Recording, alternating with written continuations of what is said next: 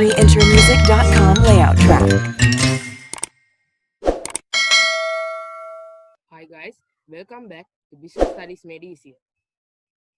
Now today we will be discussing on the chapter Classification of a Business, which goes under the second chapter of the iGCSE Business Studies syllabus. So to get started, there are basic three main sectors in the industry.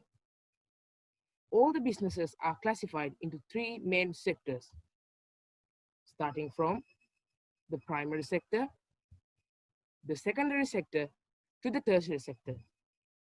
Now, the primary sector is also known as the tertiary sector. Now, in a detailed explanation, we can say that the primary sector involves all the businesses that extract the natural resources from the earth. For example, a woodcutter. These kind of businesses are the ones that extract the natural resources. In other words, we can say a sand miner. So all those businesses belong to the primary, or in other words, the tertiary sector, where they extract the natural elements from the earth's core. Whereas the next sector that we encounter is the secondary sector. The secondary sector is the manufacturing sector, which is also known as the manufacturing sector. Now, in this sector, what they do is they take these natural elements, the things that they produced, and they produce a good and service. Now, once a business is extracting the natural resources from the earth, which is known as the primary sector businesses, those resources, those goods and services, basically we know them as certain raw materials, they go to the secondary sector. Certain businesses that involve themselves in the secondary sector do produce goods and services. They use the natural elements, or in other words, the raw materials produced by the primary sector to produce the goods and services. So those kind of businesses are known as the secondary sector businesses. As we can see, for an example, a furniture maker. Now, in this detailed scenario, we can see the woodcutter is known as the primary sector business, as it involves in taking the natural elements from the earth. Whereas the furniture maker, the person who puts the wood together in order to make a furniture, for example, a table or a chair, whatsoever. So they are known as the furniture maker, which operates in the secondary sector. Next, finally, we go to the tertiary sector. This is the tertiary sector,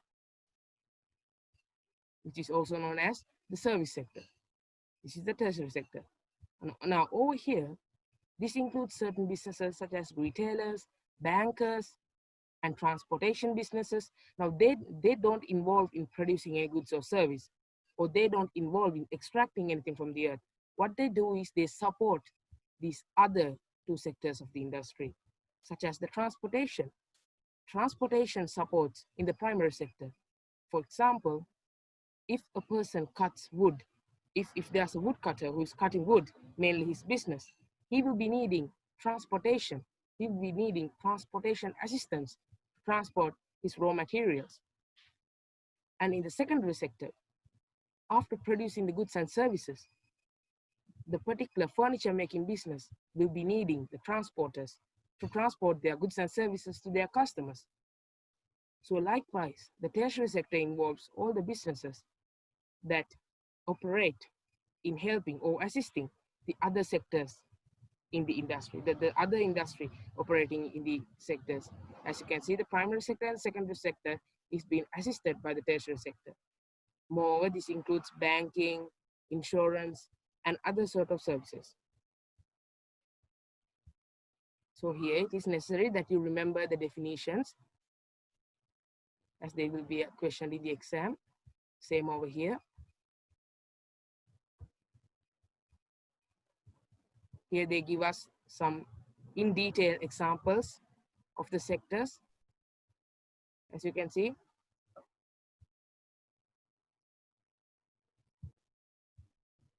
below are some of the examples of the primary sector and the secondary sector and the tertiary sector. Next, we have the relative importance of economic sector. Now, before we go that, I need you to try out this activity 2.1. Let's do it together, shall we? Okay, so they have given a list of businesses where they ask us to place a tick in front of each of these three boxes, either primary sector or secondary sector or the tertiary sector. So let's start it, shall we? First, insurance. Of course, it is tertiary sector because it's a service sector business that supports the other businesses. Forestry, primary sector because it involves in cutting down trees, searching for timber, extracting certain wood resources, extracting the resources from earth. Coal mining, it's also primary sector. Coal mining is also a primary sector business. Next, we have computer assembly. Computer assembly means fixing all parts of a computer to produce a computer or a laptop. So this is known as a secondary sector business because it involves in manufacturing computers. So secondary sector. Travel agent. So the travel agent is belonging to the tertiary sector because it doesn't involve in extracting the resources, neither does it involve in producing something. Bakery, secondary sector. Car showroom. Car showrooms are the businesses where the certain type of car manufacturers, they keep their produced cars in these showrooms for sale, for people to see. So this car showroom is a tertiary sector business. In other words, it's an business that is supporting the car manufacturers to showcase their cars to their customers. So this is known as a secondary sector, this is known as a tertiary sector business. Okay, now we are going to move on to our next topic, actually the subtopic, relative importance of economic sectors. Now these sectors in the industry is also referred as economic sectors. Now, relative importance of economic sectors. So which sector of an industry is most important in your country? This depends on what is meant by important.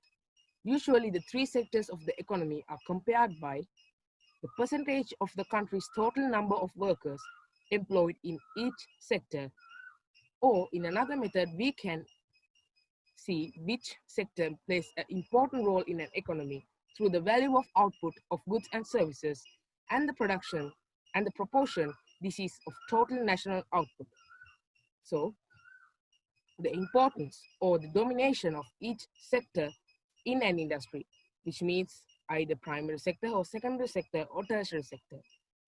What sector is most dominated within a country? Is it primary or either secondary or tertiary? Now we can find that out through the utilization of either of these methods. Okay, now let's check with the first one. They say percentage of the country's total number of workers employed in each sector. Now, this is the first way of checking the importance of each sector. As you can see, in some countries, primary industries such as farming and mining employ many more people than manufacturing or service industries. These tend to be countries often called developing countries, where manufacturing industry has only recently been established. As most people still live in the rural areas with low income, there is little demand for services such as transport, hotels, and insurance. The levels of both employment and output in the primary sector in these countries are likely to be higher than in those in other two sectors. So, the last sentence itself says that both employment and output in the primary sector. So now here we are only referring to the employment. In the first method of determining which sector plays the most important role, we are referring it to the percentage of the country's total number of workers. Total number of workers in the sense, we can say that the percentage, in other words, the proportion of the number of workers who engage in a particular sector, okay, as a proportion of the total workforce, we can see which sector plays the most important role. Okay, to simplify that, I can say, they say that the levels of both unemployment and output in the primary sector in these economies are likely to be higher than in the other two sectors. So it's simple. For example, just say that in Sri Lanka, we have a workforce of 10 million. We have a workforce of 10 million in Sri Lanka. And out of these 10 million, 7 million people, 7 million people in the sense, 7 million employees in the active labor force are participating in the secondary sector, which means in production, such as furniture production, bakery, food production, technological item production, such as those books, stationery production. They involve in the manufacturing sector. So in this scenario, we can write 7 over 10 into 100. Don't actually mind my words though. Over here, it's not that much clear. So we get 7 into 100, sorry, 7 over 10 into 100, which means as a percentage, we will be getting somewhere around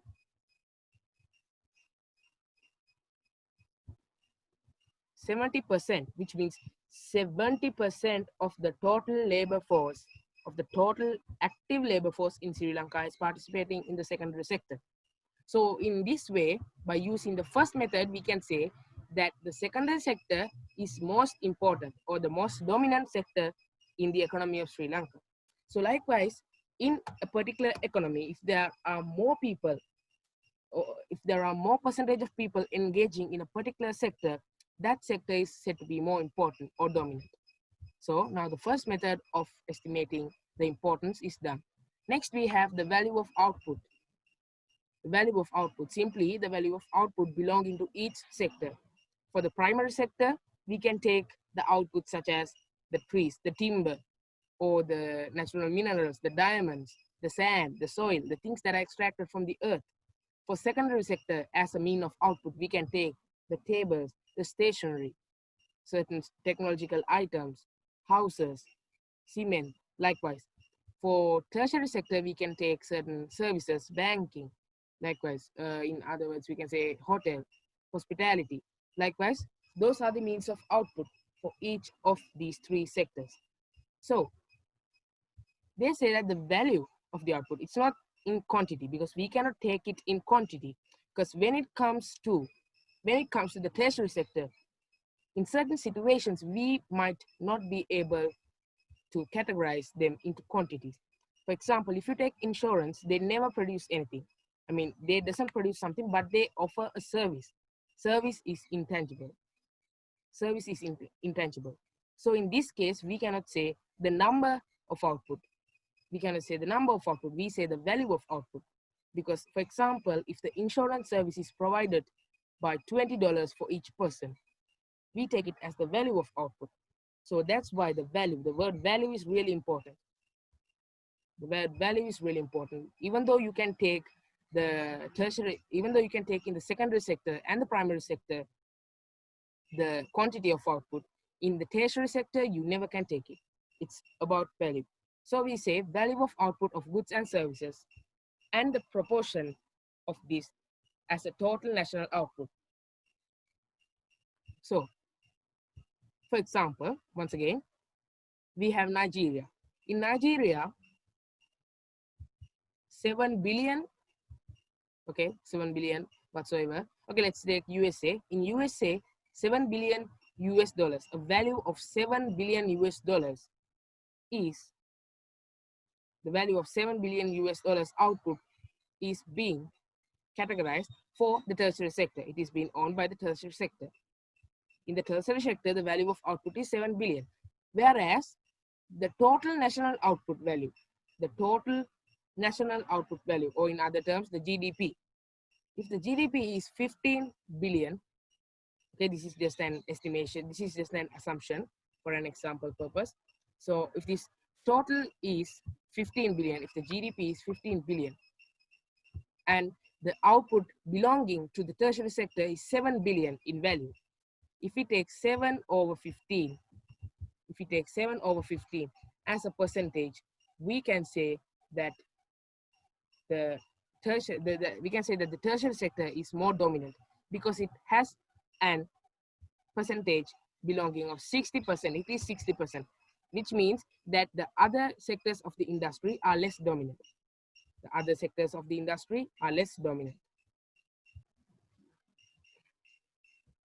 So likewise, that is another way of determining what sector is more important and dominant.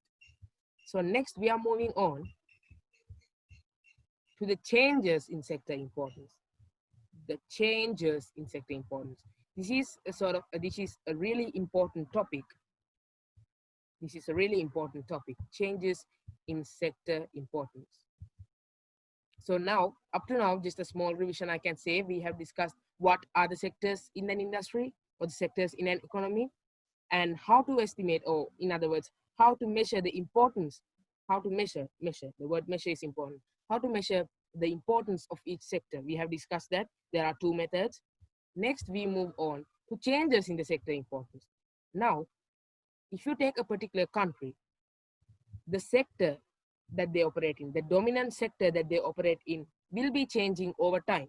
Will be changing over time.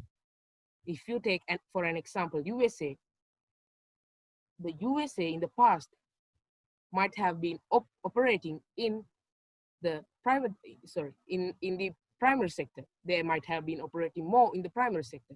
So with time, with the revolutionization of technology, they have moved on to the secondary sector. So from that now they have moved on to the tertiary sector. So likewise in an economy, in a country, they will be moving on from sector to sector. They will be dominating from sector to sector. It is less likely that a country is staying dominant only in one sector. It is less likely that a country, for example, is only being dominant in primary sector. They might be changing. They change the sector. So why is this changing in sector important? Why can't a country simply work in a simply one sector only? Like when there are three sectors, why can't a particular country keep one sector dominant? For an example, Sri Lanka. So why cannot Sri Lanka only operate dominatively in the primary sector? Why do they need to change? Why do they need to change their attention? Why do they need to make focus on the other sectors as well? So that will be answered after discussing this particular subtopic, which is really important. Why is this really important? In the UK and other developed economies, there has been a decline in the importance of manufacturing sector or the secondary sector since the 1970s. The tertiary sector in the UK now employs well over 70% of all workers. Now, 70% of all workers. While reading, I can tell to you that in the UK, the tertiary sector is more dominant. How can we say that? We can say that through using the first method of checking the importance.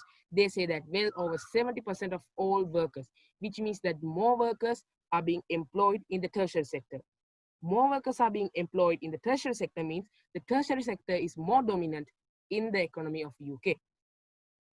So they say many workers who have lost jobs as factories closed down have found it difficult to obtain work in the service industries. The decline in manufacturing or secondary sector of industry is called deindustrialization. Okay. Now we can see over here, what is deindustrialization?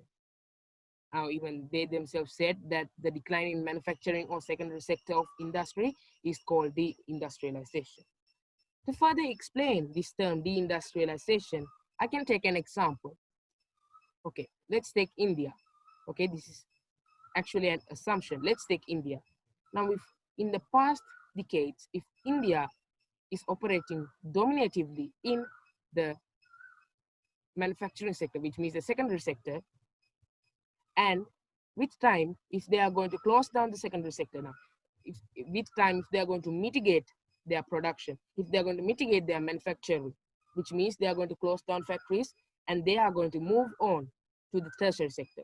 This process is known as deindustrialization.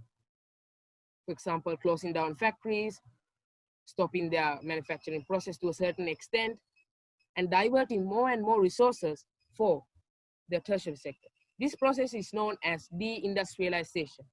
Deindustrialization, which means that the industrialization, in other words, the manufacturing, is being depleted intentionally through moving or through diverting the resources to the tertiary sector or to other sector of the industry.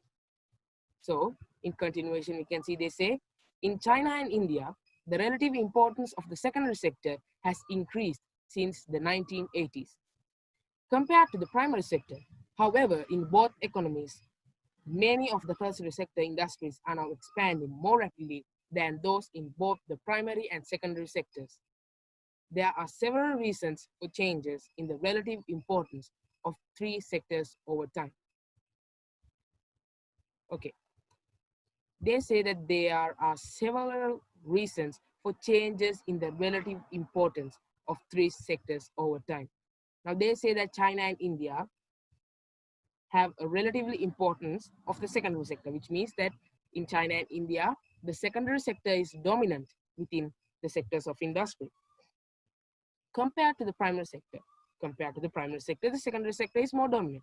But, however, in both economies, many of the tertiary sector businesses or industries are now expanding more rapidly than those in both primary and secondary sectors. Now, they are trying to say here that deindustrialization is a must, that deindustrialization is happening in China and India because more, look, see, you can say in both countries, many of the tertiary sector industries are now expanding, which means that more resources are being diverted to the side of tertiary sector. Even though secondary sector has increased since 1980s, now China and India, those people are moving towards a tertiary sector. Now they are starting to engage in producing more services. Services in the sense such as banking, banking, insurance, teaching, such as those. So in that process, it can be understood the industrialization. So finally, we come to the reason, why does this thing happen? Why does the industrialization happen? Why do people need to shift from the primary sector? Why do people need to shift from the secondary sector? Likewise, why do they shift from sector to sector over time? First one is, sources of some primary products such as timber, oil, and gas has become depleted. This has been true for Somalia with the cutting down of most of its forests. Now here they speak about the countries who have a dominant primary sector. For example, Somalia, as they themselves say in the textbooks, they say that Somalia has been dominant in the past, in the primary sector. That's why they say Somalia with the cutting down of most of its trees. So as you can see over here, if a particular country like Somalia, for example, is being dominant on the primary sector, it is necessary that they need to shift from the primary sector to whatever the sector, either secondary or tertiary. The shift from sector to sector is necessary, firstly because of the depletion of natural resources. Now, if you are going to have, if you take an example, a country that operates dominantly in the primary sector, producing certain primary products such as timber, sand, soil, oil, gas, coal, such as those, it is necessary that they make a shift or they reduce the dominancy of the particular sector because the resources are depleting. Some of the resources are non-renewable. Speaking about non-renewable, there are two types of resources. There are two types of natural resources. Just to mention, I can say that they are renewable and non-renewable. Non-renewable and renewable. So, as there are many of the non-renewable resources, which means that they cannot be renewed over time, such as coal, fossil fuels, gas, they cannot be renewable, which means non-renewable. So, due to the influence of those natural laws of nature, sometimes, or the countries will have to deplete or mitigate their production in the primary sector. So those kind of influences are forcing economies or forcing countries to shift into another sector. For example, Somalia. They say that this has been true for Somalia because Somalia was forced to move to another sector because certain primary products, certain resources has become depleted because certain resources has become depleted. They have to shift to another sector of the industry. So that is one reason. The second reason, most developed economies are losing competitiveness in manufacturing to the newly industrialized countries such as Brazil, India, and China. So this is really simple. Some developed economies are losing competitiveness in manufacturing to the newly industrialized countries such as Brazil, India, and China, which means, for example, US, they might be just, like reducing competitiveness to certain countries such as India, China, the people that who engage fiercely in the secondary sector. So sometimes the countries that operate in the tertiary sector, for example, USA, they might need to shift back into secondary sector. They might need to shift back into secondary sector in order to gain the competitiveness. Because, for example, if a developed country is already producing or already existing dominantly in the tertiary sector, it is necessary that they might have to focus some of their resources, at least for the secondary sectors. Otherwise, they might be losing competitiveness. Because some of the developing countries, some of the countries that are trying to develop, some of the fiercely and rapidly developing countries such as India and China, they are producing, they are engaging in the manufacturing sectors. So it is necessary that a country might have to shift from a tertiary sector to a secondary sector as well. So the next one, the third and the final reason. As a country's total wealth increases and living standards rise, consumers tend to spend a higher proportion of their incomes on services such as travel and restaurants than on manufactured products produced from primary products.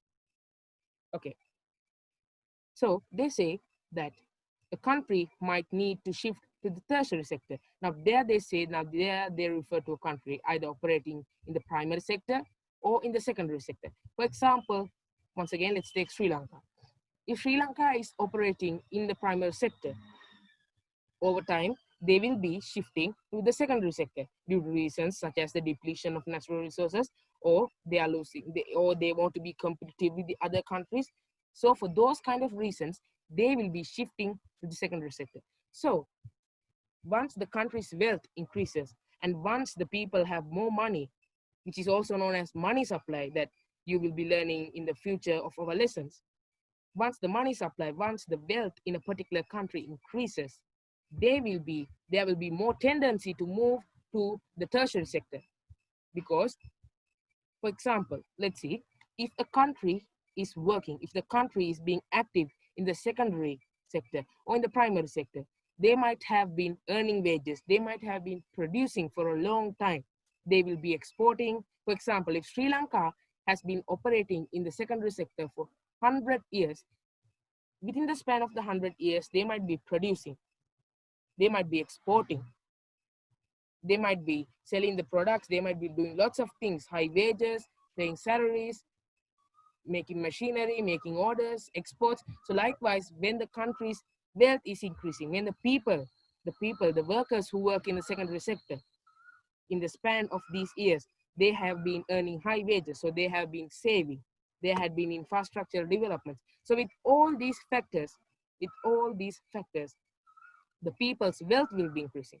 So it's just simple as humans, once your wealth increases, you might be more tend to spend on traveling, holidays, vacation, and lots of stuff. So all this stuff includes the tertiary sector. Now, if you want to go to a hotel, it's belonging to the tertiary sector. If you want to go travel, you have to meet a travel agent, which is the tertiary sector.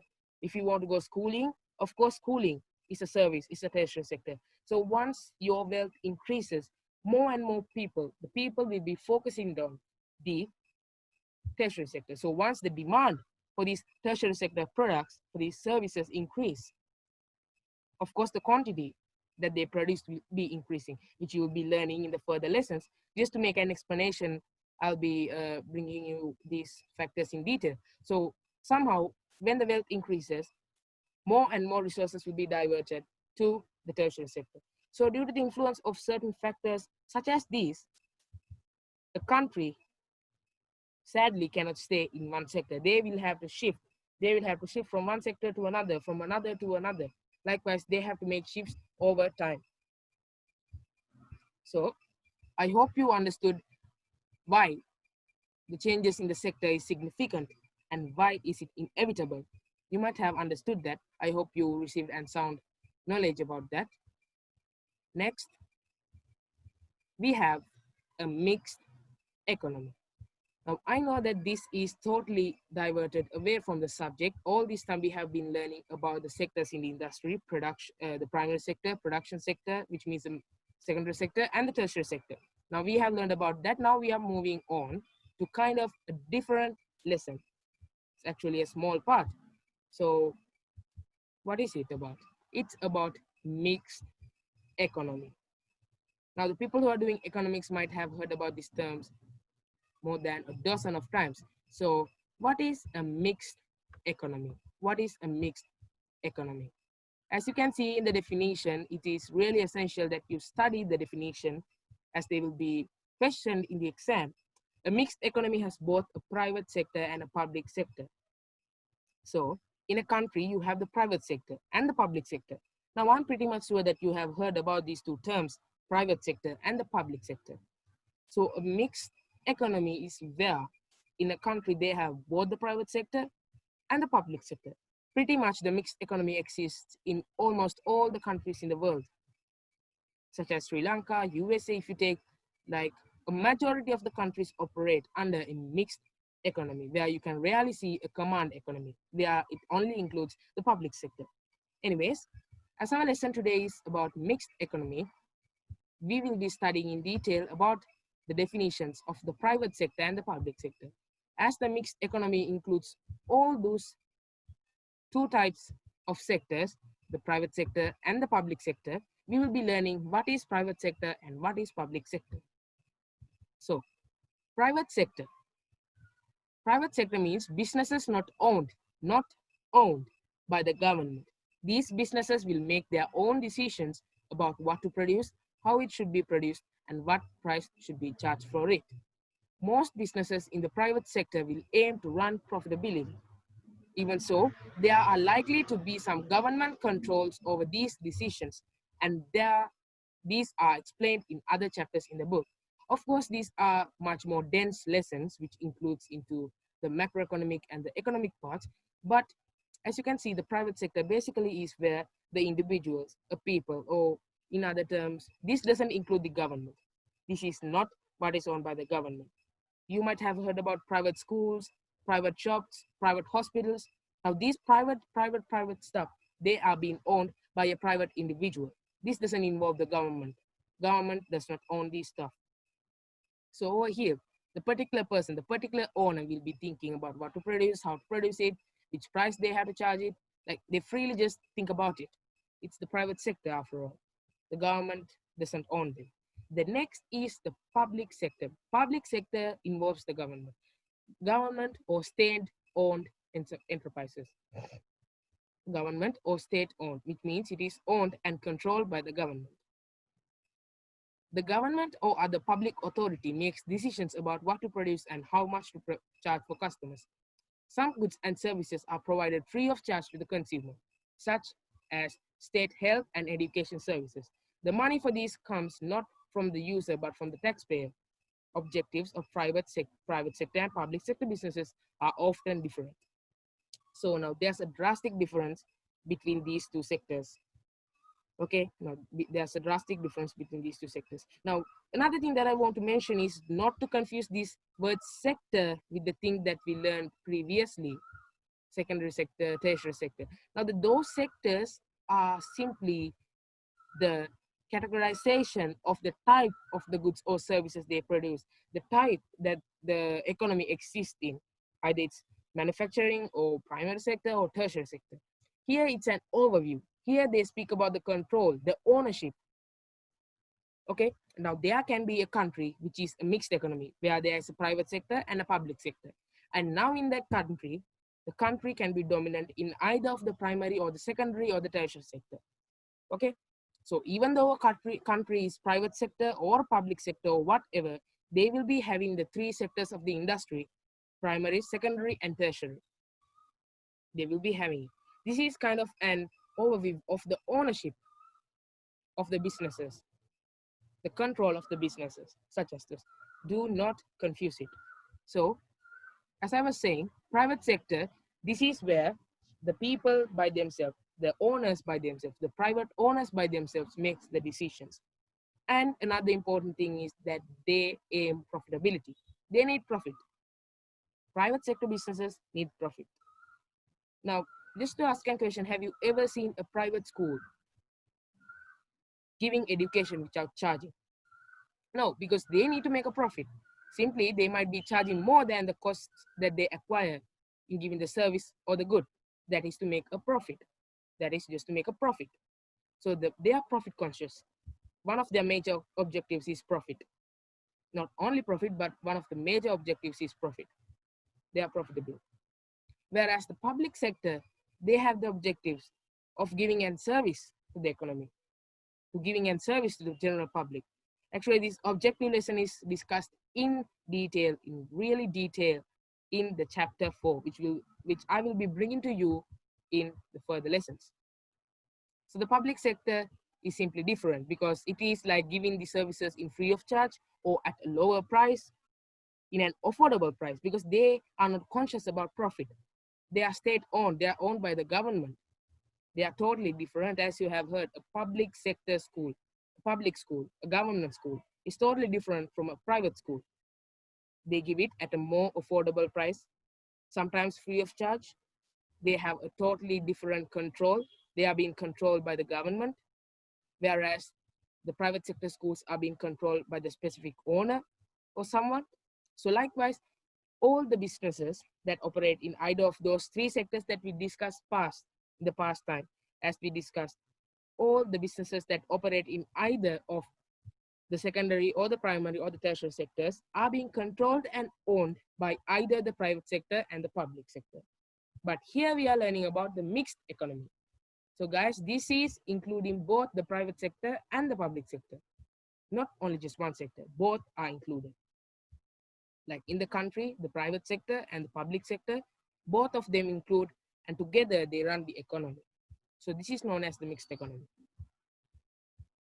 So next we have which business activities are usually in the public sector.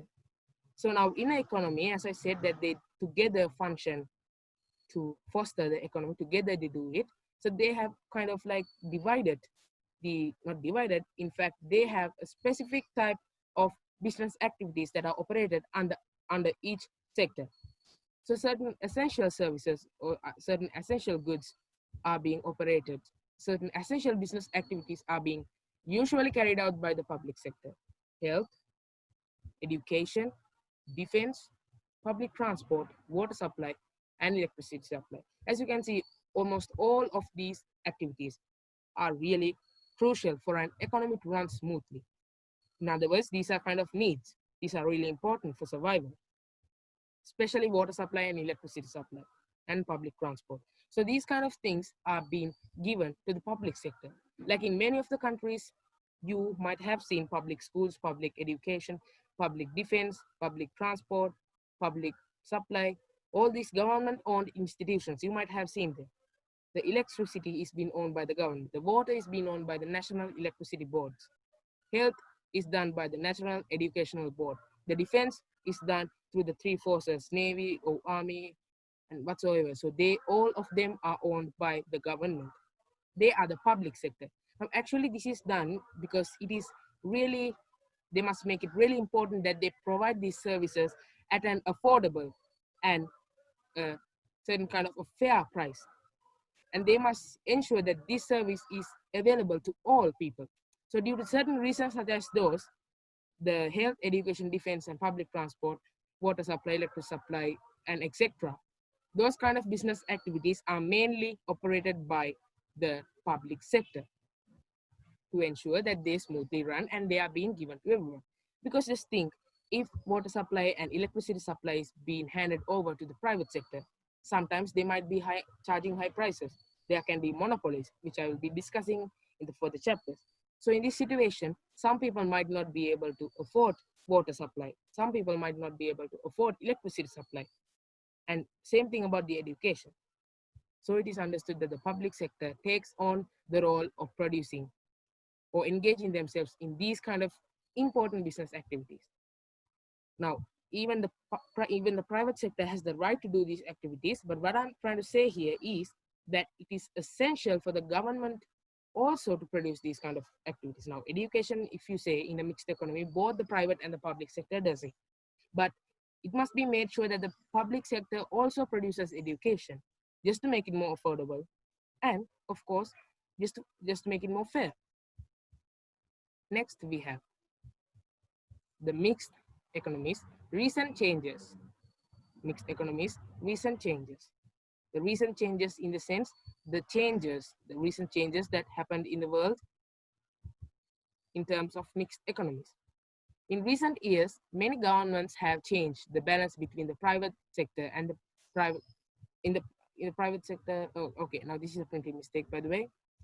It must be many governments have changed the balance between the public sector and the private sector in their economies.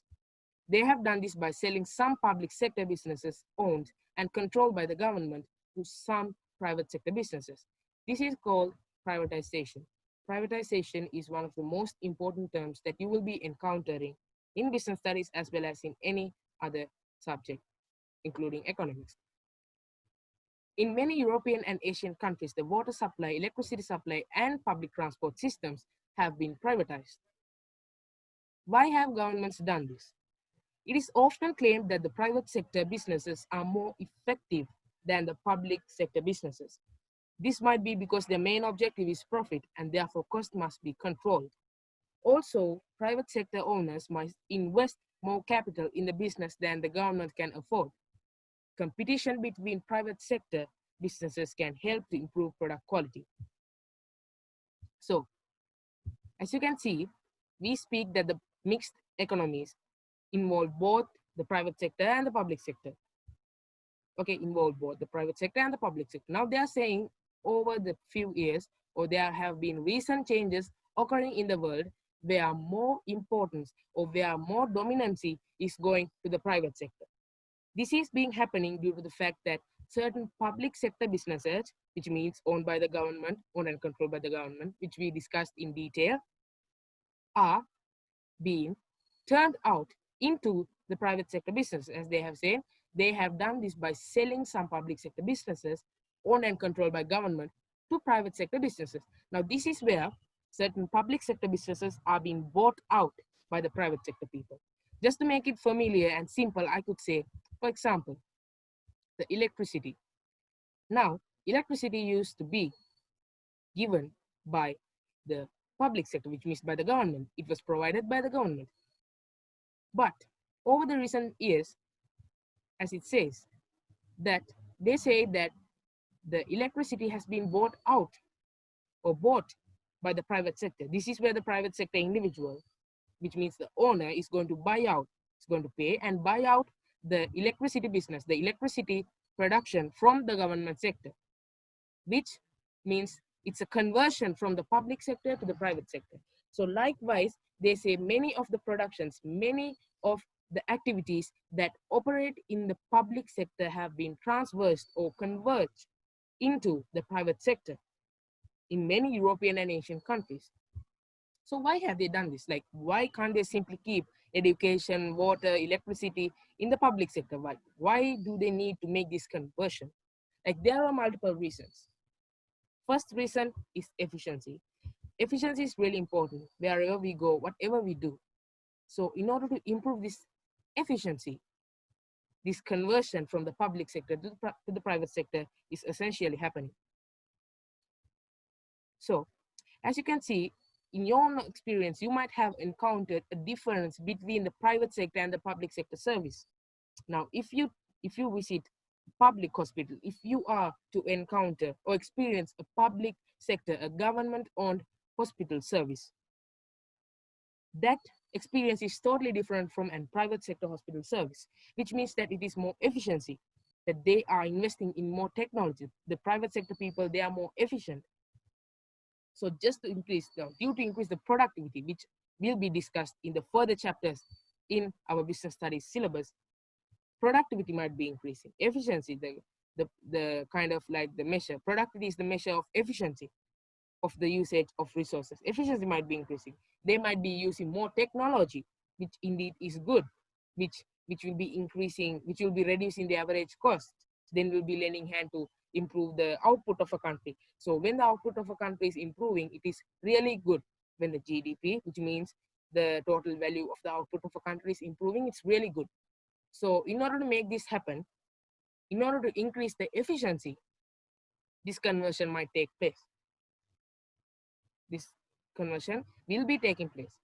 So that's it about privatization. It is not that much important. You don't have to like make a stern focus on this area of the book, because like in this also they say there will be no questions, there will be no questions in the Cambridge iGCSE examinations on privatization.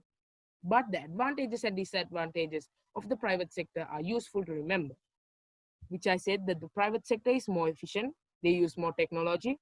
Now, as their profit motive, they want to cut down their costs. Like the private sector is always trying to cut down the cost. For example, they are always trying to make more workers redundant as much as possible. They want to be more efficient in all means. So this will be cutting down the cost, leading for efficiency. Those are the advantages. Then when you get the disadvantages, they might not be fair. They might be charging too much high prices. There might be certain wastage of resources due to competition. As you can see in the final part, they say, however, a business in the private sector might make more workers unemployed than a public sector in order to cut the costs. As I said, in order to make it more efficient, they might be redundant. Redundant is a term of laying off the workers. I'll be bringing it to you as well in the upcoming chapters of the iGCSE syllabus. So they say that a private sector business is also less likely to focus on social objectives. But the private sector people, they don't care whatsoever about the social. They don't care about the general public. All they care is the profit. Like sometimes in most of the situations, they don't have this equality among its objectives. So those are kind of the disadvantages of a private sector. So next, there's actually no next, the lesson is over, but I would recommend you to try out some of these questions in the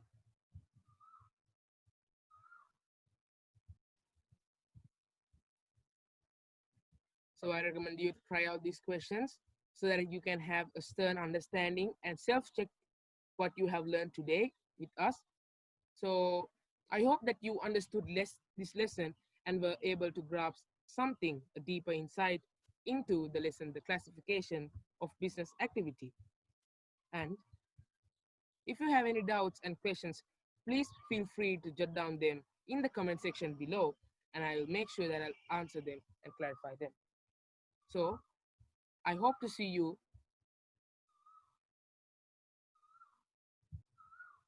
So I hope to see you soon in the upcoming videos, and feel free to ask me anything in the down comment section below. Don't forget to subscribe and hit the bell icon. See you soon, guys.